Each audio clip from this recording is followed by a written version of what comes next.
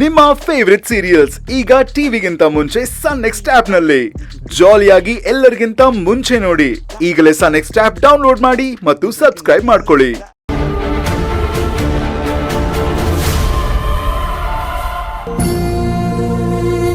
ರೀ, ನಮ್ಮ ಅಳಿಯಂದ್ರು ಮೊದಲು ಹಾಗಿಲ್ಲ ರೀ, ಅವ್ರು ಬದಲಾಗಿದ್ದಾರೆ.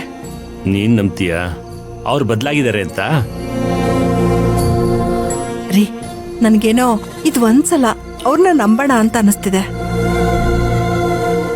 ಏನೋಪ್ಪ? ರೀ, ಕೂತುಂಡ್ರೆ ಕುಡ್ಕೆ ಹೊಂದ್ ಸಾಲಲ್ಲ ಅಂತ ಹೇಳ್ತಾರೆ. ಪಲ್ಲವಿ ಮದ್ವೆ ಆಗಿ ಗಂಡನ ಮನೆಗೆ ಹೋಗ್ಬಿಟ್ರೆ ನಾವಿಟ್ಟಿರೋ ಸಣ್ಣ ಪುಟ್ಟ ಸೇವಿಂಗ್ಸು ಎಲ್ಲಿವರೆಗೂ ಬರುತ್ತೆ ಹೇಳಿ? ಖಾಲಿಯಾಗಿ ಹೋಗ್ಬಿಡುತ್ತೆ.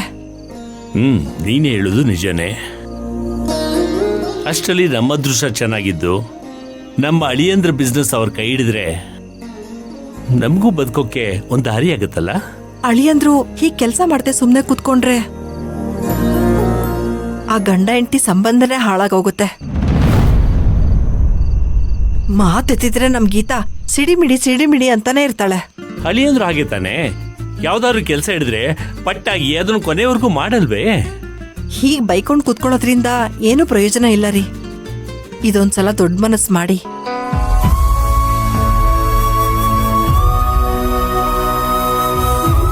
ಆಯ್ತು, ಅವ್ರೇನ್ ಬಿಸ್ನೆಸ್ ಮಾಡ್ತಾರೋ ಹಾಕೊಡ್ರೋಣ.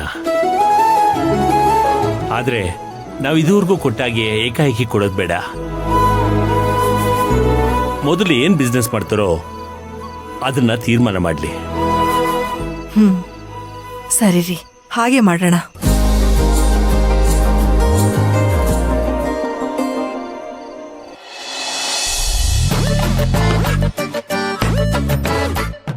ಏನೋ ಇನ್ನು 10 ನಿಮಿಷ ಆಗ್ಲಿಲ್ವಾ ನಿನ್ಗೆ?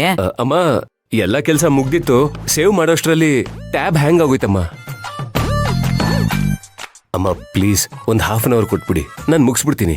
10 ನಿಮಿಷ ಅರ್ಧ ಗಂಟೆ ಅಂತ ಕೇಳಿ ಕೇಳಿ ನಂಗೂ ಸಾಕೋಗೋಗಿದೆ ಕಣೋ. ಇವಾಗೇನು ಊಟಕ್ಕೆ ಬರ್ಬೇಕು ತಾನೆ? ಬರ್ತೀನಿ.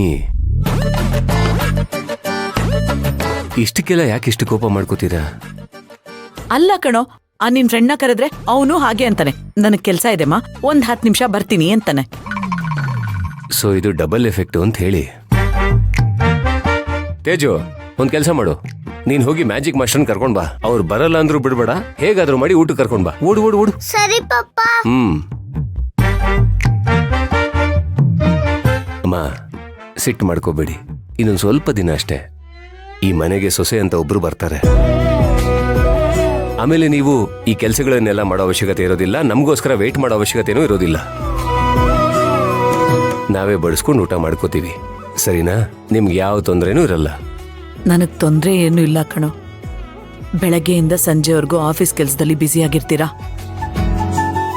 ಮನೆಯಲ್ಲೂ ಕೆಲಸ ಮಾಡ್ಕೊಂಡು ಟೈಮಿಗೆ ಸರಿಯಾಗಿ ಊಟ ಮಾಡಿಲ್ಲ ಅಂದ್ರೆ ನಿಮ್ಮ ಆರೋಗ್ಯ ಹಾಳಾಗಲ್ವಾ? ಅಷ್ಟೇ ನನ್ನ ಕಾಳಜಿ. ಇನ್ನೊಂದು ವಿಷಯ ಹೇಳ, ಪಲ್ಲವಿ ಮನೆಗೆ ಬಂದ್ಮೇಲೆ ಅವಳನ್ನೇನು ಅಡ್ಗೆ ಮನೆಗೆ ಬಿಡ್ತೀನ? ಮತ್ತೆ ಆಗ್ಲೂ ನಿಮ್ಮಿಬ್ರಿಗೂ ಅಡ್ಗೆ ಮಾಡಿ ಬಡ್ಸೋದು ನಾನೇ. ಎಷ್ಟು ಒಳ್ಳೆ ಮನ್ಸಮ್ಮ ನಿಮ್ದು. ಅದಾಗಲ್ಲ ಕಣೋ ವಿಕ್ರಾಂತ್, ಅವಳು ನಿನ್ನಾಗೆ ಆಫೀಸಲ್ಲಿ ಕಷ್ಟಪಟ್ಟು ದುಡಿತಾಳೆ. ಮತ್ತೆ ಮನೆಗೆ ಬಂದ್ಮೇಲೂ ಕೆಲಸ ಮಾಡು ಅಂದ್ರೆ ಅವಳು ಕಷ್ಟ ಆಗಲ್ವಾ ಹೇಳು? ಮದ್ವೆ ಆದ್ಮೇಲೆ ಕಿಚನ್ ಡಿಪಾರ್ಟ್ಮೆಂಟು ನಾನು ಯಾರಿಗೂ ಬಿಟ್ಕೊಡಲ್ಲ ಕಣೋ.